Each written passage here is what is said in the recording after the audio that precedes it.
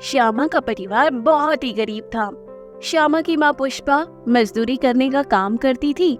बारिश का मौसम शुरू हो चुका था और वो काम पर जाने के लिए घर से निकल ही रही थी कि बारिश शुरू हो जाती है। हे भगवान, बारिश को भी अभी शुरू होना था। अब मैं मजदूरी करने कैसे जा पाऊंगी? अगर मैं समय से काम पर नहीं गई तो आज पक्का सेठ मुझे काम से निकाल ही देगा और मजदूरी भी नहीं देगा। श्यामा की माँ बारिश में ही मजदूरी करने के लिए निकल जाती है और भीगती हुई वो सेठ के यहाँ काम करने पहुँच जाती है। पुष्पा, आज फिर तुमने काम पर आने में इतनी देर लगा दी। वो सेठ जी, बारिश की वजह से आने में थोड़ी देर हो गई। कल से मैं पक्का समय से काम पर आ जाऊंगी। यह तुम्हारा रोज का बहाना हो गया है। कल अगर तुम समय से काम पर नहीं आई तो मैं तुम्हें काम से निकाल दूंगा। हाँ। देर से आने की वजह से सेठ पुष्पा पर बहुत गुस्सा करता है। बेचारी पुष्पा चुपचाप सेठ की बात सुनती रहती है और जाकर अपने काम में लग जाती है। शाम को जब छुट्टी के समय वो सेठ से मजदूरी के पैसे मांगती है तो सेठ उसे पैसे कम देता है। सेठ जी, ये तो सिर्फ 200 ही रुपए है, इसमें 100 रुपए कम है। तुम जो हर रोज बारिश में देर से आती हो उसका क्या? पैसे तो कम ही मिलेंगे ना। बेचारी पुष्पा सेठ के आगे कुछ नहीं बोल पाती और चुपचाप जितने सेठ पैसे देता है लेकर घर आ जाती है। क्या हुआ माँ, आज अब बड़ी उदास लग रही हो? सेठ जी ने कुछ कहा है क्या? क्या बताऊं बेटा, बारिश की वजह से आज मुझे काम पर जाने में थोड़ी देर हो गई तो सेठ जी ने पैसे काट लिए। उन पैसों से बस घर का राशन ही ले पाई। सोचा था कि थोड़े पैसे बच जाएंगे तो छाता खरीद लूंगी, पर लगता है हमारी किस्मत में शायद छाता खरीदना लिखा ही नहीं है। ये सुनकर श्यामा को बहुत बुरा लगता है। अगर सेठ जी माँ को पैसे दे देते तो वो अपने लिए छाता खरीद लेती, फिर उन्हें यूं बारिश में भीगते हुए काम पर नहीं जाना पड़ता। श्यामा को अपनी माँ के लिए बहुत बुरा लग रहा था। श्यामा के पिताजी की सड़क एक्सीडेंट में मौत हो जाने की वजह से श्यामा की माँ सेठ जी के यहाँ जाकर काम करती थी। वो लोग इतने गरीब थे कि उनके पास खाने तक के पैसे नहीं थे। अगले दिन श्यामा की माँ की भी तबीयत खराब हो जाती है और वो काम पर नहीं जा पाती। माँ, मैं स्कूल जा रही हूँ, आप अपना ख्याल रखना। श्यामा स्कूल जाने के लिए अभी घर से थोड़ी दूर पहुँची ही थी कि तभी जोरों की बारिश शुरू हो जाती है और वो बारिश में भीगते हुए स्कूल पहुँचती है। सभी बच्चे उसे देखकर मजे लेते हैं। देखो, ये आज भी भीगते हुए स्कूल आई है। लगता है इसे बारिश में भीगने का कुछ ज्यादा ही शौक है। श्यामा, आज फिर तुम स्कूल देर से आई हो। तुम्हें कितनी बार कहा है कि स्कूल टाइम से आया करो। क्लास में सभी बच्चे श्यामा को बारिश में भीगा हुआ देखकर उसके ऊपर हंस रहे होते हैं। ये देख श्यामा को बहुत बुरा लगता है। आज अगर मेरे पास छाता होता तो मुझे बारिश में भीगते हुए स्कूल में नहीं आना पड़ता और कोई भी मेरा मजाक नहीं बना पाता। कुछ ही देर में स्कूल की छुट्टी हो जाती है, पर बारिश अभी भी हो ही रही थी और सभी बच्चे छाते में अपने घर जा रहे थे सिवाय श्यामा के। रजनी, मुझे भी अपने छाते में ले लो। नहीं नहीं, अगर मैंने तुझे अपने छाते में ले लिया तो मैं बारिश में भीग जाऊंगी। वैसे भी तुम्हें तो आदत है ना बारिश में भीगने की। बेचारी श्यामा की आंखों में आंसू आ जाते हैं और वो बारिश में भीगती हुई अकेली ही घर जा रही थी कि तभी अचानक उसकी नजर कूड़े के ढेर में पड़े एक छाते पर पड़ती है। ये तो छाता है, इससे मैं रख लेती हूँ। कम से कम अब माँ को बारिश में भीगते हुए तो नहीं जाना पड़ेगा। फिर श्यामा खुशी से छाता लेकर घर आ जाती है। श्यामा के हाथ में छाता देख उसकी माँ उससे पूछती है, अरे श्यामा, तू ये छाता कहाँ से ले आई? कहीं तू ये छाता किसी का उठाकर तो नहीं ले आई ना? अरे नहीं नहीं माँ, मैं किसी का छाता उठाकर नहीं लाई। ये तो मुझे एक कूड़े में पड़ा मिला था, तो फिर मैं इसे उठाकर घर ले आई। अब माँ, आपको बारिश में भीगते हुए काम पर नहीं जाना पड़ेगा, फिर सेठ जी भी आपके पैसे भी नहीं काटेंगे। तो इतनी छोटी सी है, फिर भी हमारे बारे में कितना सोचती है। श्यामा छाते को वहीं एक कोने में रख देती है। तभी श्यामा की माँ की खांसी शुरू हो जाती है। ये देख श्यामा अपनी माँ की छाती सहलाने लगती है। माँ, आपकी तो तबीयत ज्यादा खराब है, आपको बुखार भी है। मैं अभी आपके लिए दवाई लेकर आती हूँ। अरे इतनी रात गए तो कहाँ दवाई लेने जाएगी, और वो दुकानदार तुझे इतने कम पैसे में दवाई नहीं देगा। माँ, आप बिल्कुल भी चिंता मत करो, मैं आपके लिए दवाई लेकर बस यूं गई और यूं आई। श्यामा बारिश में ही अपनी माँ की दवाई लेने के लिए निकल जाती है और दवाई की दुकान पर जाकर दुकानदार से दवाई मांगती है। अंकल, मेरी माँ की बहुत ज्यादा तबीयत खराब है, मुझे उनके लिए दवाई चाहिए। ये लो तुम्हारी दवाई और लाओ 100 रुपये। 100 रुपए? पर अंकल, मेरे पास तो सिर्फ 40 रुपए ही है। अंकल, आप मुझे दवाई दे दीजिए प्लीज, मैं आपको कल आकर बाकी पैसे दे जाऊंगी। जब पैसे नहीं थे तो फिर दवाई लेने क्यों आई? जाओ भागो यहाँ से। दुकानदार श्यामा को बिना दवाई दिए भगा देता है, जिससे श्यामा बड़ी ही दुखी होती है और वापस अपने घर की तरफ आने लगती है। माँ की इतनी तबीयत खराब है और मेरे पास इतने पैसे भी नहीं है जिससे दवाई आ सकती। हे भगवान, अब माँ के लिए दवाई कहाँ से आएगी? ये सब सोचते हुए वो घर आ जाती है। क्या हुआ, दुकानदार ने दवाई देने से मना कर दिया ना? मैंने तुझे पहले ही कहा था कि वो कम पैसे में दवाई नहीं देगा। दवाई ना मिलने की वजह से श्यामा बड़ी ही दुखी हो रही थी और कोने में रखे छाते को देखती है और उसे खोलती है और कहने लगती है, काश इस छाते की तरह हमारे पास पैसे भी कहीं पड़े हुए मिल जाएं। श्यामा के इतना कहते ही छाते में से एक आवाज आती है, श्यामा, तुम्हारी ये इच्छा जरूर पूरी होगी। तभी छाते से पैसे गिरने शुरू हो जाते हैं। छाते से पैसे गिरते हुए देख श्यामा और उसकी माँ बड़े हैरान हो रहे थे। माँ, आपने देखा, छाते से पैसे निकल रहे हैं। हाँ श्यामा, इस छाते से तो पैसे निकल रहे हैं जैसे ये कोई सपना हो। मुझे तो ये किसी चमत्कार से कम नहीं लग रहा। तभी छाते से फिर आवाज आती है, मैं एक जादुई छाता हूँ। जादुई छाता? क्या तुम सच में बोल सकते हो? हाँ, मैं जादुई छाता हूँ, इसलिए मैं बोल सकता हूँ और तुम मुझसे अपनी कोई भी इच्छा मांग सकते हो। तुम सच कह रहे हो? हाँ, मैं सब सच कह रहा हूँ। मैं हमेशा सच्चे और गरीब लोगों की ही मदद करता हूँ। चाहे तो तुम मुझसे अपनी इच्छा मांग के देखो। हमने बहुत दिन से पेट भर कर खाना नहीं खाया है। हे जादुई छाते, हमारे लिए खाना ले आओ। इतना कहना ही था कि जादुई छाते से बढ़िया और स्वादिष्ट खाना निकल कर आ जाता है। ये देख श्यामा और उसकी माँ बड़े खुश होते हैं और पेट भरकर खाना खाते हैं। फिर श्यामा छाते से मिले पैसे से अपनी माँ के लिए दवाई लेकर आती है और उसकी माँ की तबीयत ठीक हो जाती है।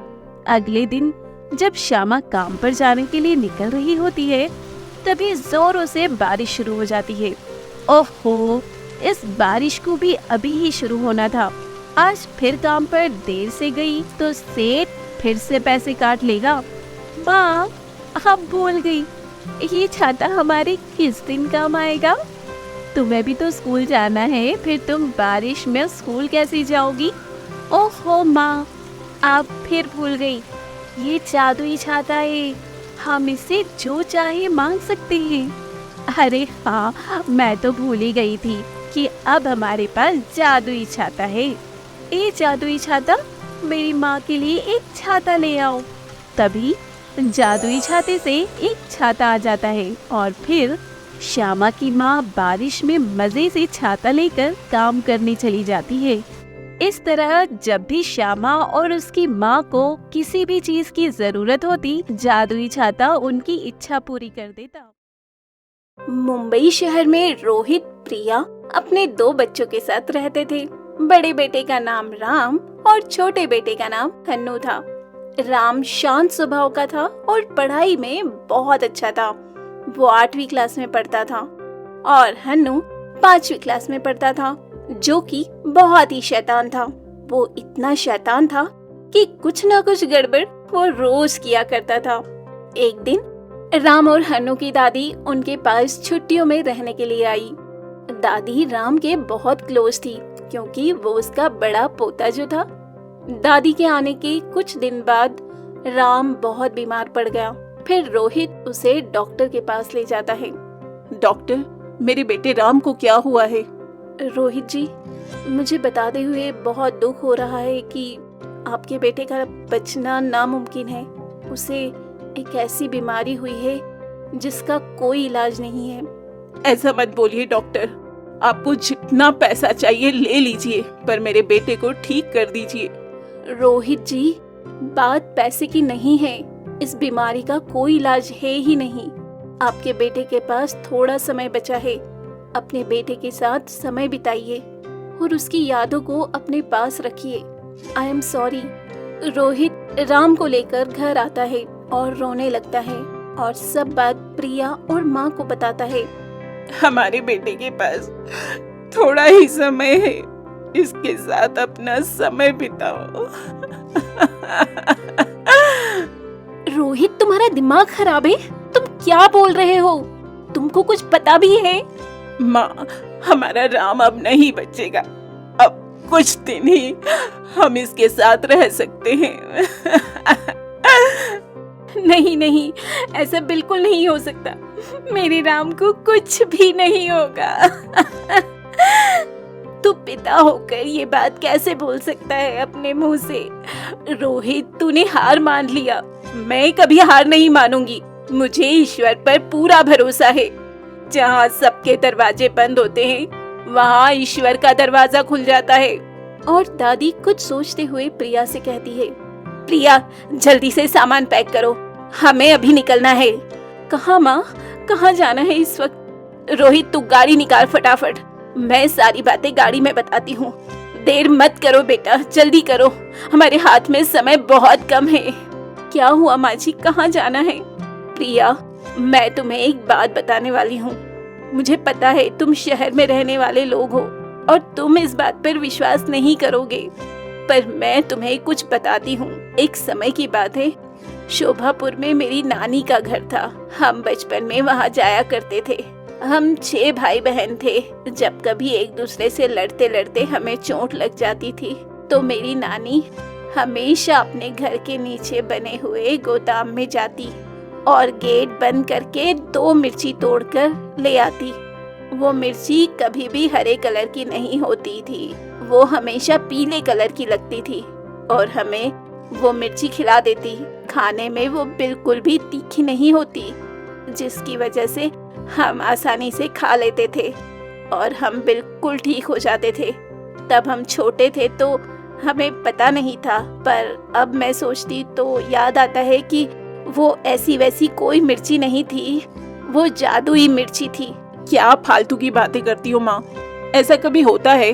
वो तुम्हारा बचपन था, इतने साल बीत गए हैं, तुमने किसी सपने को सच समझ लिया होगा। नहीं नहीं रोहित, मैं सच बोल रही हूँ। एक बार तेरे मामा बहुत बीमार पड़ गए थे। वैद्य जी ने मना कर दिया था कि इसे ठीक करना मुश्किल है। फिर अचानक से मेरी नानी उस गोदाम के अंदर गई और वहाँ से 2 पीली मिर्ची तोड़ कर ले आई और उन्होंने कहा कि बेटी, इस मिर्ची को पीसकर मेरे नवासे को खिला दो, वो ठीक हो जाएगा। और रोहित, सच में तेरे मामा बिल्कुल ठीक होकर खड़े हो गए। बेटा, ये कोई काल्पनिक कथा नहीं है, ये मेरी आंखों देखा हाल है। मैं इतनी भी बूढ़ी नहीं हुई कि सपना और सच्चाई में फर्क ना समझ सकूं। माँ, क्या सच में ऐसा होता है? मेरे नाम की बचने की उम्मीद है क्या? अगर मेरी नानी का घर वहाँ होगा तो बिल्कुल ठीक हो जाएगा। रोहित को अभी भी इन बातों पर यकीन नहीं हो रहा था। उसे ये सब फालतू की बातें लग रही थी। रोहित, गाड़ी तेज चलाओ, शायद माँ की बात सच हो जाए। बेटा, मुझे डर है कि कहीं मेरे मामा ने उस घर को बेच ना दिया हो, क्योंकि वो सब अब उसमें नहीं रहते और किसी और को इस राज के बारे में पता नहीं था। माँ, एक बार चलकर तो देखते हैं, कोशिश करने में क्या जाता है। हो सकता है मेरे राम की जिंदगी बच जाए। ठीक है प्रिया।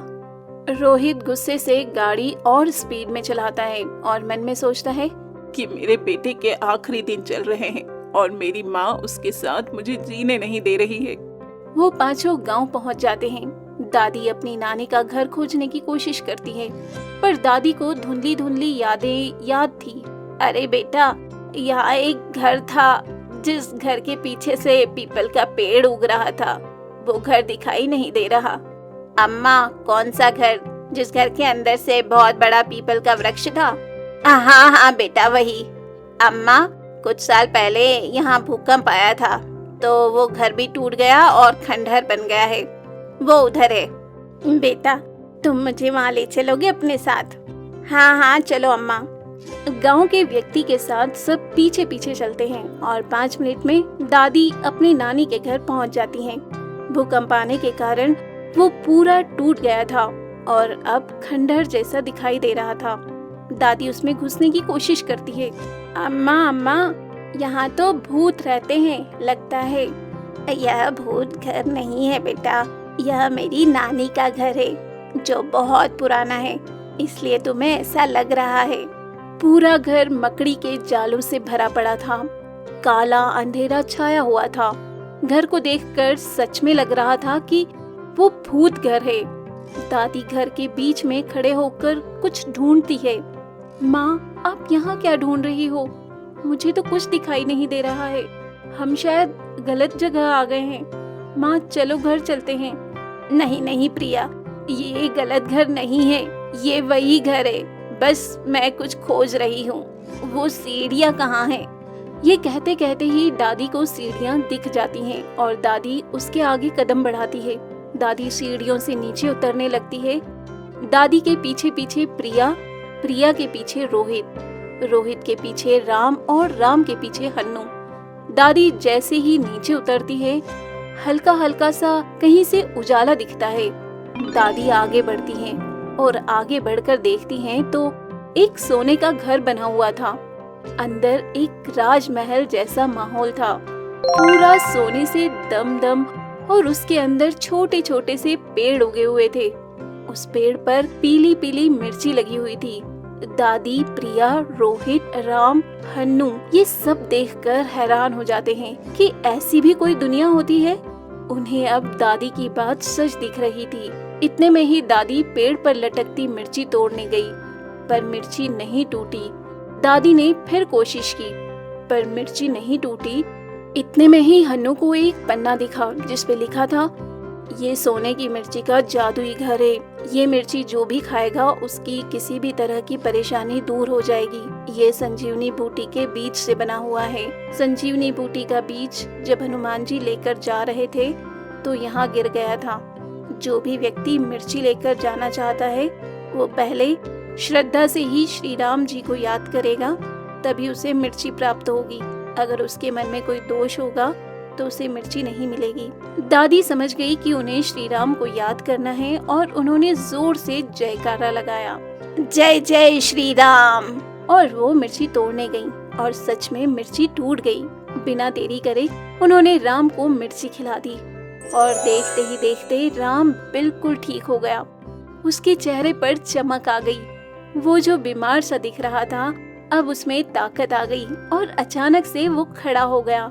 ये सब देखकर सब हैरान हो गए कि ऐसी भी करिश्माई ताकत होती है। सच में जो हनुमान जी ने संजीवनी बूटी लाकर दी थी लक्ष्मण जी को, वो संजीवनी बूटी ने कितना चमत्कार किया होगा।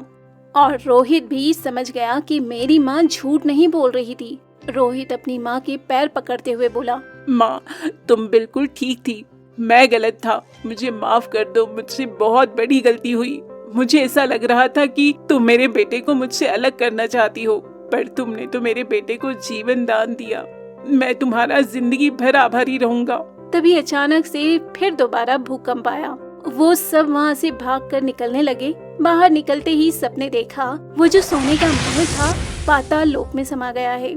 हम संजीवनी बूटी के पास नहीं आए, हमें संजीवनी बूटी ने बुलाया था हमारी मदद करने के लिए। जैसे ही हमारी मदद हुई वो पाताल लोक में समा गई।